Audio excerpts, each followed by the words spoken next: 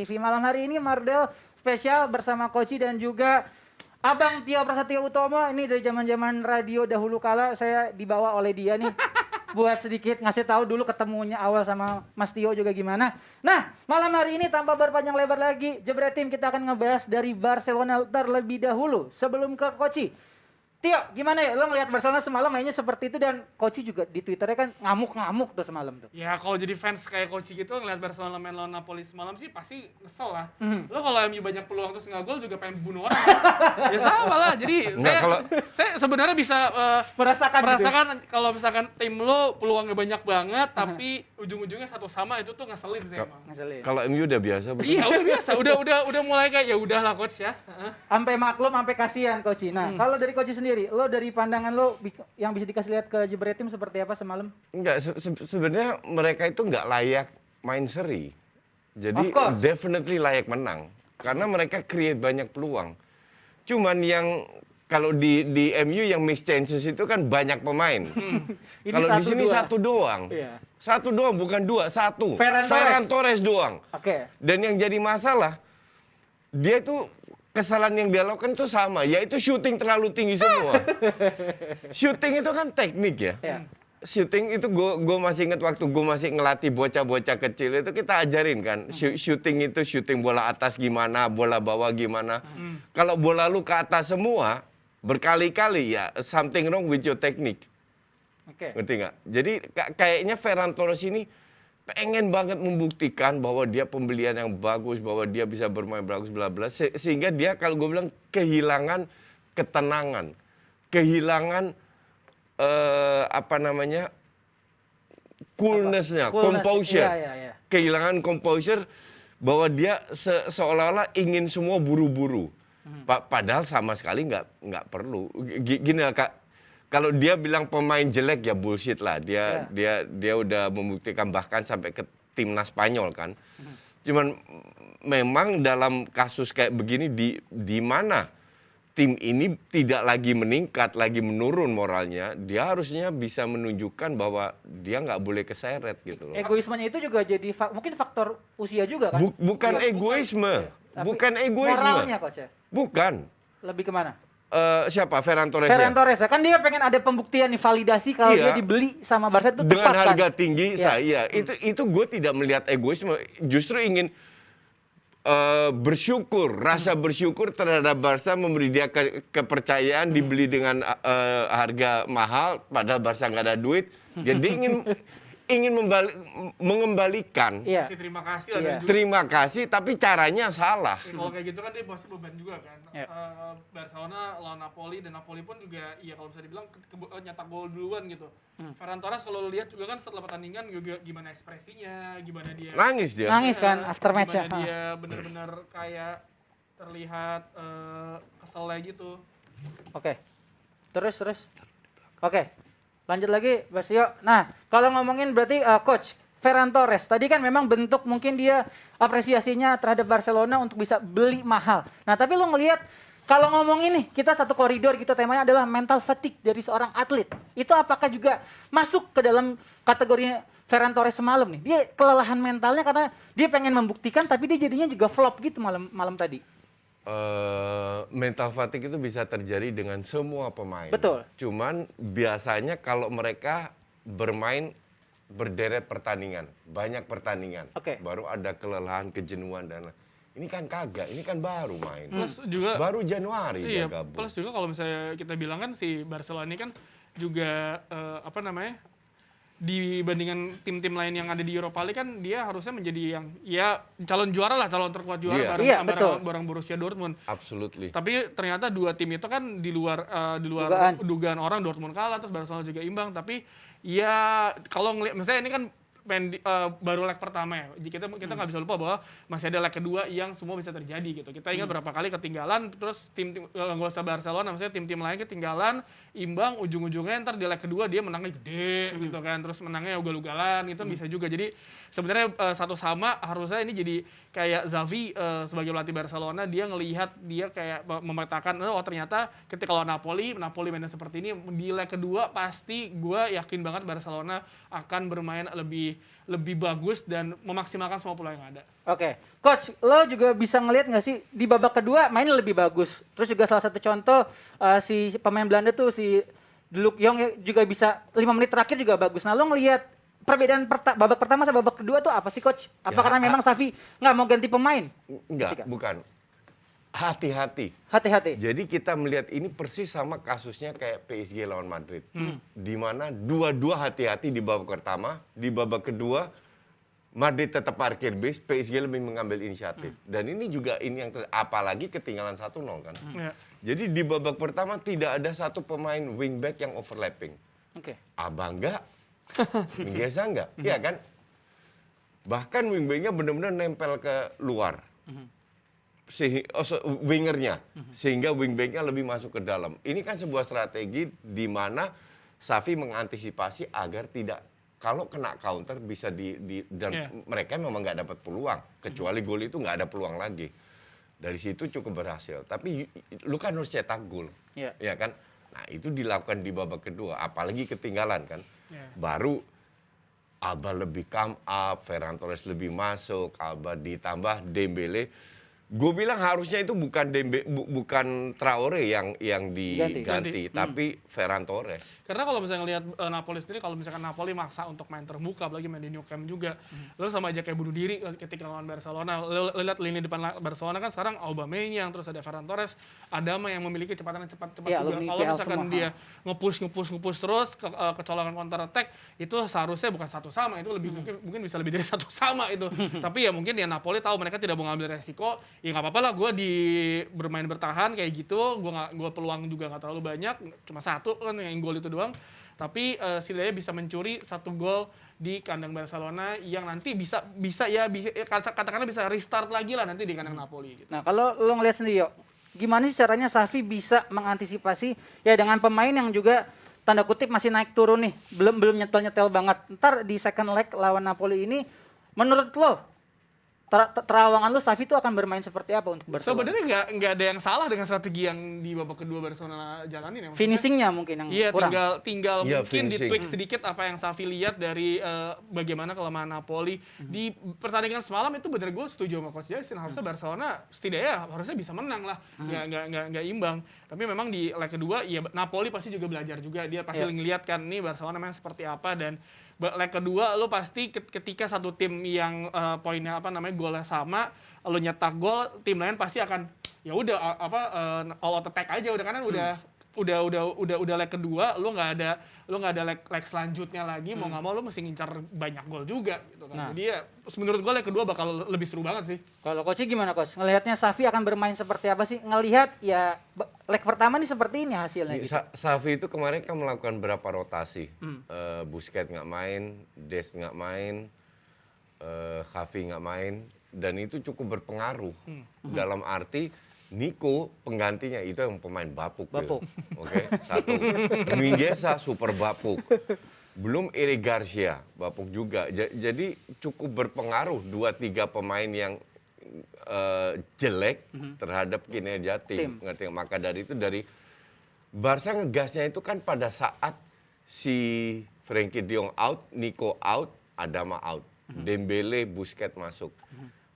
Gue bilang kalau Frenkie de Jong bermain di posisinya Busquets, itu jauh lebih bagus Busquets. Oke. Dia tuh sering meninggalkan posisinya, sementara kalau kita bicara positioning, itu Busquets lebih hebat. Cuma yang jadi masalah dengan Busquets, dia tuh terlalu lelet untuk transisi, untuk ikut kembali. Iya, ngerti nggak? Tapi kalau kita bicara semenjak de Jong keluar, diganti Busquets, itu lebih stabil lah di tengah. De Jong ini cenderung menjelajahi semua area. Padahal sebagai DM di Barca lu nggak bisa. Yang menjelajahi area itu harusnya Nico di kiri, si si Pedri di kiri, Nico di kanan, ngerti nggak? Tapi apakah kalau kayak gitu udah jadi kebebasan dari Xavi untuk bisa ya udah lo kayak gitu deh main, apa dia memang nggak dengar aja apa kata pelatih? Itu gue nggak tahu. Mungkin bisa jadi free roam dibilang Xavi karena mungkin dengan 3 gelandang ada di Barcelona, misalnya ketika Frenkie de Jong maju, harusnya kan 2 bisa nge-cover kan. Tapi ya memang ya ketika si Busquets masuk, ya lo tau Busquets kan the best pivot di sepak bola lah ketika dia lagi prime-nya kan, dan membawa sebuah ketenangan bagi semua satu timnya yang ngebuat jadi kestabilan. Napoli pun juga ya udah mau ngapain lagi gitu. Itu yang sebenarnya dibutuhkan, ketenangan dan juga kestabilan di lini tengah kan. Nah, kalau ngomongin individual pemain nih coach, Ferran Torres apa yang harus dia lakukan gitu ya untuk kayaknya tanda kutipnya muhasabah lah biar dia nggak jelek lagi. Gol.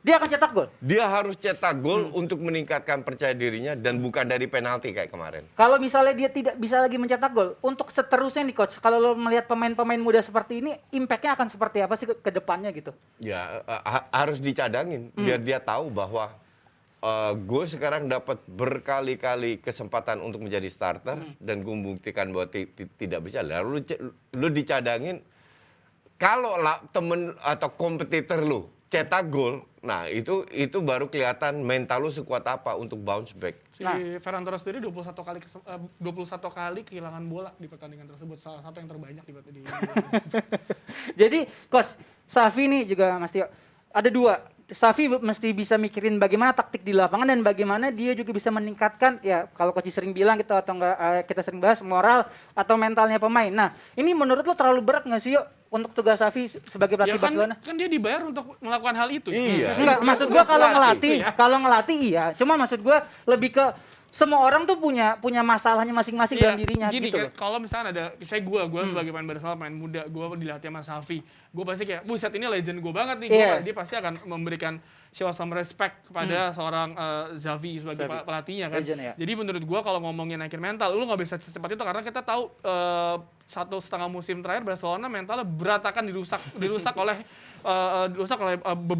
berbagai macam masalah lah yang ada, dan Xavi masuk untuk membawa sebuah kestabilan dan ngembaliin irama dan juga sebuah gaya Barcelona yang mungkin yang harusnya selalu ada. Sejauh ini progresnya menurut lo gimana? Gua pribadi ngelihat ya udah lihat progresnya, maksudnya udah kelihatan lah seperti, tapi dengan pemain-pemain yang ada sekarang ya butuh waktu juga lah gitu kan. Oke, kalau dari coach tanggapannya gimana? Pertanyaan lu itu terlalu textbook, Mardel. Karena kalau lu tahu tugas pelatih bukan zaman sekarang. Zaman dulu, zaman gue masih ngelatih, itu bukan hanya ngelatih. Lu harus kuasai ruang ganti, lu harus bisa jadi psikolog. Jadi pelatih itu bukan cuma ngelatih aja. Orang salah besar kalau melihatnya. Jadi mempersiapkan tim ini secara psikologis, secara mental agar siap di setiap pertandingan. Bahwa kalau mereka punya ada masalah pribadi dan lain-lain, it happens, dan itu gue mengalami sendiri hal-hal kayak begitu. That's why job pelatih itu agak diremehkan, ngerti nggak?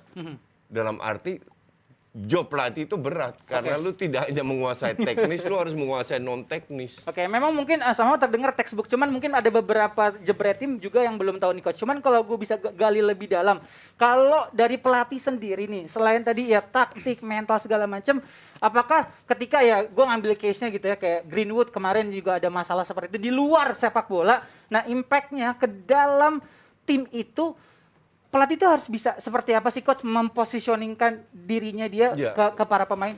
Kalau ada kasus yang dahsyat internal kayak Greenwood, itu definitely tugas pelatih untuk membuat sikon di dalam internal tetap kondusif.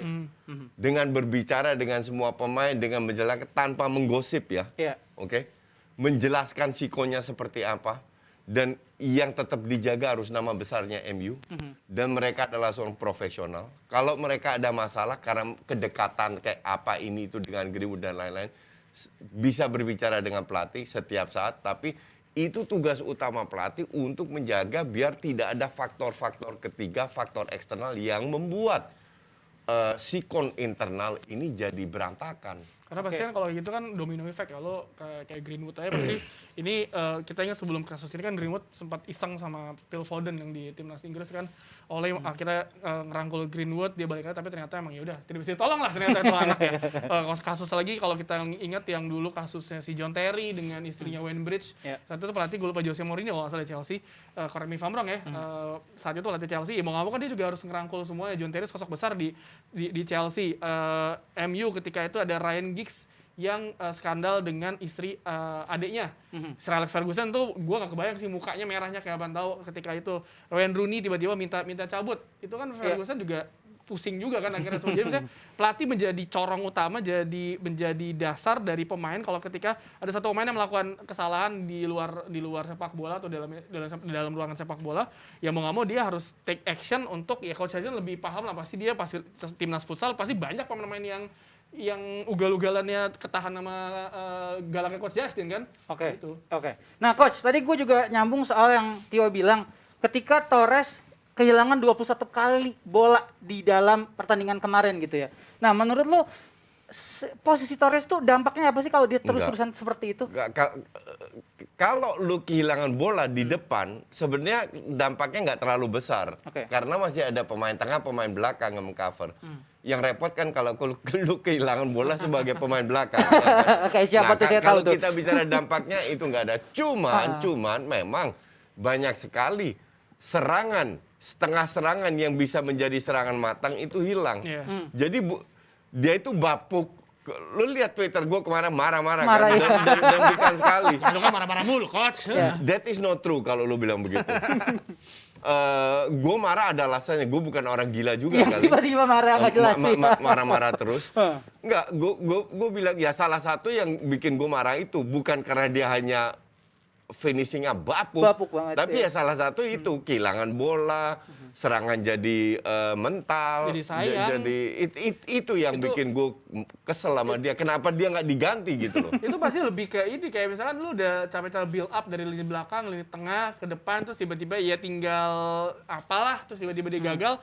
Ya itu yang kesel bukan cuma lagi di depan doang, itu di belakang pasti udah pengen nimpuk juga kan gitu loh. Apalagi lo yang nonton lah. Karena match sebelumnya dia juga main nggak bagus, tetap nggak diganti juga sama Safi.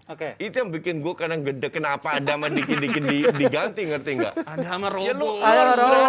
Lebih kuat otot daripada otak ya. Karena ini pemain, kalau nggak diganti, jangan sampai dia merasakan, oh gue main jelek, toh gue dapet kesempatan. Semua pemain pasrah aja. Semua pemain layak diberi kesempatan. Kayak Nico kemarin diberi kesempatan jadi starter bapuk. Dan Nico gue nggak heran, gue jarang lihat dia main bagus. Nah, kalau dengan skuadnya Barca sekarang nih, lo ngelihat kayaknya Torres kalau bapuk lagi nanti, kira-kira bisa backup siapa? Menurut lo? Banyak lah. Ya, kalau misalnya Dari point of view Tio aja. Ya banyak kalau misalnya lo lihat yang bisa nge-backup, lu mesti ada Dembele juga kan? Iya, Dembele, terus mesti ada kesayangan kita semua Martin Braithwaite. Braithwaite. Ya kan? Maksud gua banyak lah sebenarnya, harusnya dia bisa merasa tenang. Misalnya seorang Pierre-Emerick Aubameyang-nya bisa main di sayap juga kan. Jadi sebenarnya tidak ada alasan bagi Safi. Mungkin Safi mikir udah kok pasti Safi ada apa namanya titik sabarnya dia sampai kapan si Ferran Torres kalau main jelek tetap dipertahanin kan. Yang bisa terus main jelek bertahanin cuma Fred doang. Kalau Ferran Torres harus diganti harusnya. Fred aja diganti terus. Fred diganti terus ya, karena nggak ada lagi tengahnya. Nah, Coach, lo ngelihat juga ketika kemarin kan juga seperti itu nih mainnya Barcelona. Nextnya di La Liga, kalau ngelihat permainan Barcelona semalam, apa yang harus diperbaiki di waktu yang singkat ini? Ya, gini, kalau soal kemampuan pemain untuk memahami strateginya Safi, itu nggak ada masalah. Ya. Tapi mampu dengan mengeksekusi kan dua hal yang berbeda. Ekspektasinya dapat gitu ya. Ya sama kayak MU lah. MU kadang ngerti-ngerti. 30-40 menit main bagus. Satu babak main bagus. Habis itu jeblok. Bukan mereka nggak ngerti kan? Enggak. Itu mereka harus kayak Southampton ya, menit keberapa pura-pura cedera. Iya, terus makan atau minum energi drink ya. Dan kembali lagi ke Safi, menjalankan sebuah atau bermain dalam sebuah pertandingan bermain bagus, itu nggak cukup hanya dengan pemahaman strategi.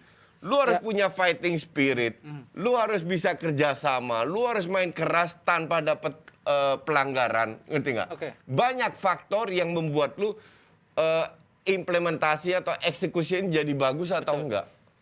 Nah, ini yang masih tidak konsisten. Tapi nggak heran juga, banyak pemain baru masuk.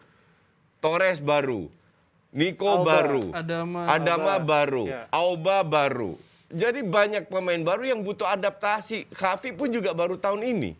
Ngerti nggak? Jadi banyak pemain yang harus adaptasi lagi dengan pelatih baru, pemain baru, mulai dari nol. Oke. Tapi gue definitely sangat positif terhadap ini. Karena kemungkinan besar, ini kan sekarang sisa musim ini, itu tambal sulam. Xavi nggak punya pilihan untuk beli pemain, dan pemainnya apa adanya. Nah, musim depan kan dirombak. Setengahnya itu kemungkinan besar dibuang. Oke. Braithwaite lah, Luke de Jong lah, Mingueza Pokoknya lah. coaches still believe Umtiti. Barca akan meroket setelah musim ini ya. Jadi Absolutely. menurut Jebret Tim gimana? Silahkan taruh di kolom komentar sambil kita akan masuk ke pembahasan berikutnya. Ada Liverpool sama Inter nih. Gimana?